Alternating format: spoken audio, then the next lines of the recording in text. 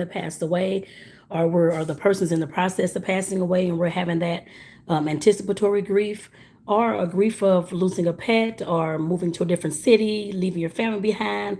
Like I said, I've had all those griefs actually, and like I said, I'm sure some of y'all or many of y'all have had similar things as well. So like I said, I definitely want to talk about that in this video today, because it definitely, grief definitely changes you. No matter what the loss is, at least to me, grief definitely changes you.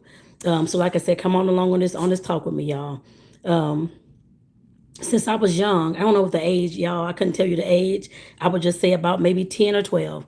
And it could have been before that, I don't know, but I think 10 or 12 when I lost the first, when I started losing people in my life, whether it was great grandparents, whether it was grandparents, whether it was my own parents, other family members, other friends, those types of things, when I started losing actual people. And what I know from all those experiences, the last time was this past October, I lost another aunt. But from what I know about those experiences, is that, like I said, it definitely changed me to look at life in a different, I guess, from a different angle. And I'm a social worker, so I deal with caregivers and grief a lot at work as well, every single day. And like I said, just hearing their stories and hearing what they're going through as well. And like I said, all those things have changed me in some type of way.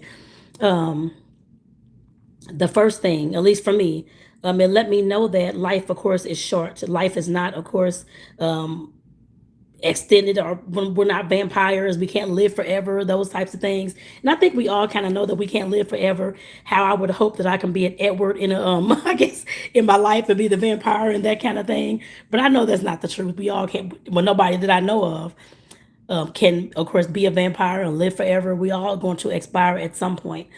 And what I know is that, of course, of course, it is definitely sad that people, of course, expire, pass away. We lose them. But like I said, what I always know, and what cause I've like I said, I've talked to many people, of course, at their deathbed as well. I talked to several of their deathbed families, my own family, I mean. And of course, like I said, hearing the stories from the caregivers I work with as well. Like I said, I know that, like I said, life doesn't last forever. And we have to make the best of it while we have it, and have no regrets the best way we can. Even though I know I can say that in theory, but of course, in working your life and living your life, and life is life and things are happening, of course, there are some things we are going to have regrets about. We didn't take this trip, or we didn't go here, or I don't know, we didn't kiss the kid good night every night, or whatever the case may be. Like I said, I know we'll have those regrets, but we also know that there's things that we can do to, of course, to make our life the happiest that we can and the most joyful that we can, and to experience life the best way we can. Like I said, another thing that grief taught me, of course, like I said, not just because life is short or life is not extended like vampire life, I guess I put it that way. But like I said, definitely that while I'm here, I need to do what I can do. I know I just kind of said that already, but I need to do what I can do. I know I have all these goals, and I'm sure you have goals too. But of course, like I said, we have to do what we can do. I know a lot of times, of course, like I said, the clients over the years I've worked with, and even in my own family, wait until they retire to, of course, take that first trip, or to, I don't know, to go see whatever, or to complete a goal that they've always had their whole life. My thing is, why wait for that? Live those things right now. Yes, while I'm working full time, I can still travel. It may not be every single day like I would like, but I can still travel. And I'm sure you have time to take off too. You can travel if that's what if that's a goal that you have. There's no reason why we have to wait until retirement. What I've seen with retirement, of course, and like I said, being a social worker this many years and working with all these clients and in my own family, when people retire, they lose that sense of connectedness with people. Well, connectedness and loneliness sets in. They stop doing the things that they traditionally enjoyed. And I can't say for everybody, but for a lot of folks I know, this is what happened. Their income goes from, let me just say, $4,000 a month down to $2,000 a month. And they're trying to sit up here and figure out how in the hell to make it. I don't know. I mean, yes, some people get more money than that, I'm sure, per month, I'm sure. But it just depends on how much you work and what kind of job you worked at. Working in these helping fields probably not going to get you that much money, I guess, when you retire. I'll put it that way. Now, engineers, people that work like pilots and all this kind of stuff, maybe doctors. I don't know about the doctors, but What else have I heard? Like car plants, they have good retirement. There's only certain jobs that actually have good retirement that can give you a lot of extra money to, of course, live on once you do retire and stop working. Otherwise, you're going to be living paycheck to paycheck. And like I said, that's what I've seen. 90% of, well, probably more, probably all, well, for me, from the folks I've seen and worked with, about 100% across the board. Like I said, I know that's my small world. That's not the other billions of people that's in this world, but that's with the folks I've worked with and in my own family as well. Yes, you'll have some money, that kind of thing, hoping to God that you of course have a place to live and that is either paid off or the rent you can afford and the bills you can afford still with the less the income that you'll get. But like I said, that's what I've seen when people retire. And like I said, my thing is, why wait to retirement to do a goal that you've always wanted to do all your life? Go do those things now. You don't have to wait for that. There's no reason to wait for that. And like I said, I know a lot of times we want to wait and, oh, we can retire. We have all this free time. Yes, that's in theory that is true, but we lose a lot of things in retirement as well, unfortunately. Like I said, grief has also taught me that I'm sure there's a whole lot of things, y'all. I should have probably wrote these things down, but that's all right. But like I said, definitely it's teaching me that we have to have our ducks in a row. Well, not the actual ducks, but have our things in order.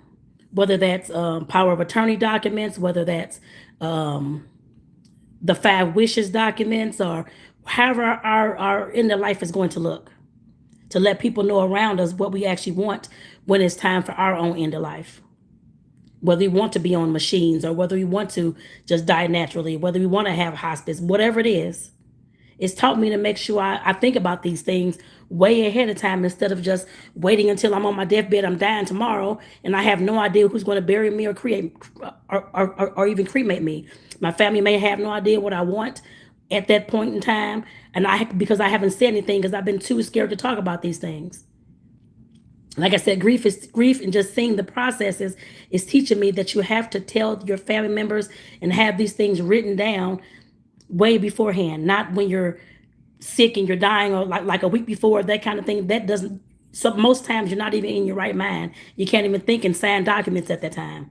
A lot of us may not realize that, but with me, like I said, I'm a social worker, been in the field 27 years. I see this all the time. Folks got dementia, folks got cancer, folks got whatever it is. You're delirious at that, usually when you're in the life anyway, a lot of times, especially when it's close to the actual passing. You cannot make arrangements during that time. They have to be done way ahead of time. And like I said, that's what grief is teaching me. And I'm saying grief in this particular instance, but I have seen families fall apart and argue when somebody's passed away because somebody's thinking somebody had some money or somebody had some priceless jewels or whatever the heck it was, and families are just falling apart, arguing about things. People getting attitudes, or they told me they wanted this, but this person did something else. Like I said, we have to have these things written down, whether that's a will, power of attorney, whatever the heck you have, durable power of attorney. All this stuff should be in there, telling folks who's going to take over when you can no longer make those decisions for yourself. And like I said, those are the things, like I said, that I definitely think about when, like I said, when I'm talking about how grief changed me.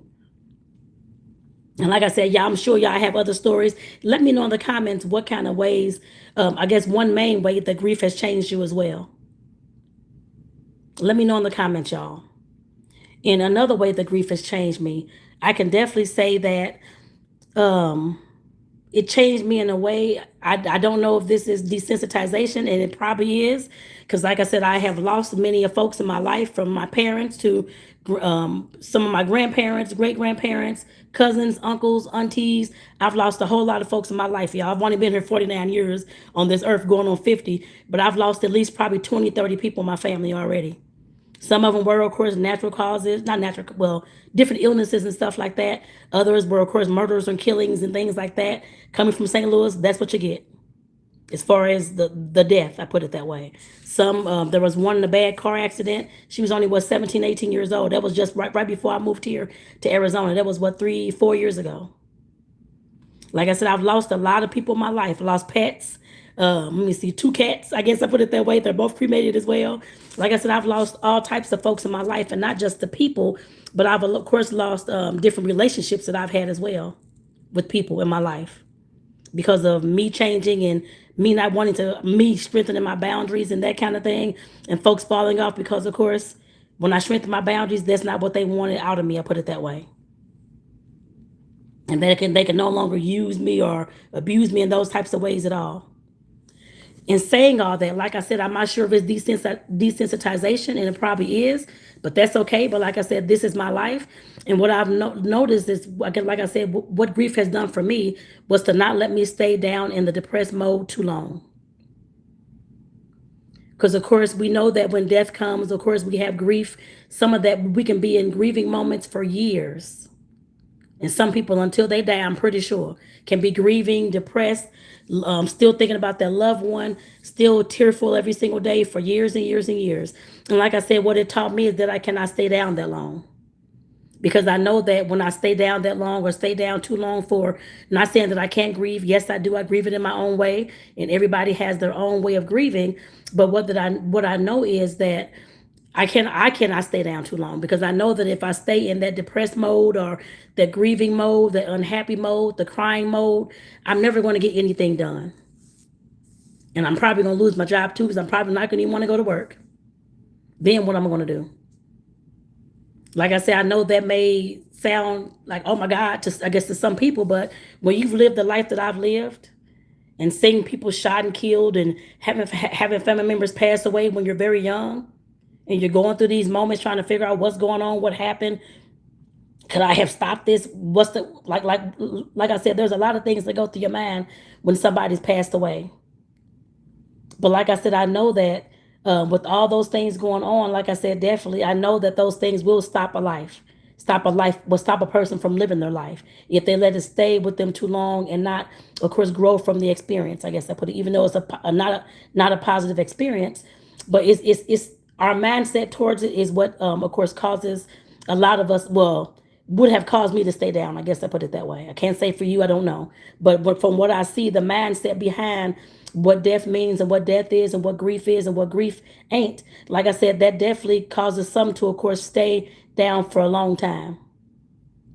And then it causes some to, of course, bounce back. I bounce back a lot quicker than most people. I'm pretty well, I can't say I'm sure of that, but in most instances, I have bounced back way quicker than most people.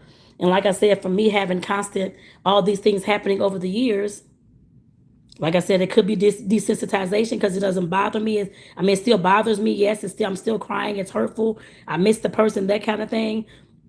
But I just don't stay down that long anymore like I used to, for years, and wondering why this happened to me and what's going on and why they're still not here. Obviously, there's a reason why that person passed away. I'm not sure what the reason is or what it was or why God had to have them at that present time. But there's always a lesson in everything. And I know I say that all the time. There's also lessons in grief as well. I know I say that. Like I said, I know that may not sound good to some people or may sound hurtful to some people, but that's how I view things, and that's how my mindset is when it comes to any challenge that we have in our life. There's something that we learn from those things. And like I said, definitely grief has changed the way I definitely look at life, y'all. I know that everything does not have to be permanent in our life, whether that's people in our lives, whether that's a job in our life, whether that's the pets in our life, no matter what it is. Everything is not permanent. We can always change if it's not feeling good to us in those moments. And like I said, we don't have to have a death to have grief. We can have relationship changes. I've had a divorce, and I've had other relationship breakups as well. And I'm sure a lot of y'all probably have as well. Like I said, that definitely causes grief too. There's other relationships.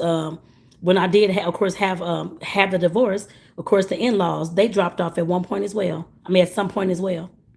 The relationships ended. Of course, that happens with divorce. Sometimes it does, sometimes it doesn't. Sometimes it takes a little while for those relationships to end. Sometimes something just blows up and all of a sudden end. But like I said, we don't have to lose somebody to death. We can lose somebody in the relationships that change in our lives. And those things greatly impact us and change us as well. Like I talked about earlier, having to, of course, strengthen my boundaries after each loss and each thing I've had in, I guess, each grief moment that I've had whenever my relationships have changed. I did have to strengthen boundaries. I did have to think about my mindset and what I can do different in the next relationships. Friend or romantic, it really did not matter for me. And it still doesn't matter. I had to think of what things that I can do different in order to, of course, be different in the next relationship and to, of course, have more healthier relationships. I know I've told some of my, actually probably all my story on this channel. I'm pretty sure I have. Y'all have to go back for years and look at those videos, but I used to be one that had a very, very bad temper. And I, of course, took that temper, the anger, all those kind of stuff into all my relationships. Now, over the years, it did lessen. The one I have now, it has lessened dramatically, maybe like 90%. I'm not perfect, so I'm still gonna get upset or that type of thing every once in a while. It definitely is gonna happen. Nobody's perfect and nobody has a straight life where they can't do anything. We're not robots. And like I said, I had to learn how to, after each relationship ended, how to, of course, strengthen my boundaries and make me a better person. It wasn't about that person or what kind of closure they can give me. What they didn't give me any. I don't really care or whatever. But like I said, for me, I don't care. But people do care. I don't care whether they give me closure or not. That's not going to change the way I treat myself after the relationship has ended. It's not at all. But I know that I have to work on myself in order to create a better Tanetta in the next relationships. And that's what I did over the years, constantly working on myself, those types of things. Like I said, grief can be with those relationships. It does not have to always be death. It can be in the loss of those relationships too. And what that means for you and what lesson you learn out of that relationship, because it's not 100% that person's fault. You have a 50%, it takes two to tango. So yes, you're going to have some issues that you need to work on as well. I'm sorry, y'all. I was just trying to there we go, y'all. I was trying to actually there were some messages down there that it was kind of just inappropriate to me. Like I said, I try to have this channel as positive as I can. Yes, there are going to be some negative Nancy's. I understand that is fine. But like I said, not drugs is good and heroin is good, all this kind of stuff in my videos that I don't play with. So yes, I deleted some messages just in case that if that person comes back, see their messages gone, they're definitely gone, whoever they were. And I hope that you don't come back to this channel. I'll put it that way as well. But like I said, y'all, I just want to come on and do this video for y'all this morning. Like I said, because I know the grief always changes us. Whether the person has passed away or whether that relationship has changed and fizzled out. It always changes us. And I know, like I said before, there's lessons in everything. Even though, of course, yes, I know that somebody's passing away. You may not think about it right then, what that lesson was in that relationship, but there's always lessons, like I said, in everything. At least that's what I tell myself. There's always lessons in everything, good or bad. And those lessons help us grow to the next relationships. They help us grow to the next phases of our life as well. And they help us grow internally as well. So y'all, with that, like I said, definitely, I thank you all for tuning in. Is Mel, I don't know how to pronounce that name, y'all. I'm sorry, Kate. And there is a Kathy on here as well. And thank you, Kathy, for the positive message. Stay strong. I definitely will be doing so. And I'm passing the same message back to you. You stay strong as well and have a great, blessed day. So like I said, y'all, I'm going to go ahead and get off here. I appreciate for all y'all who were on here this morning. Peace out, y'all. I'll see y'all in the next video. And like I said, let me know in the comments, what's one big way that grief has changed you? Let me know in the comments, y'all. Peace out.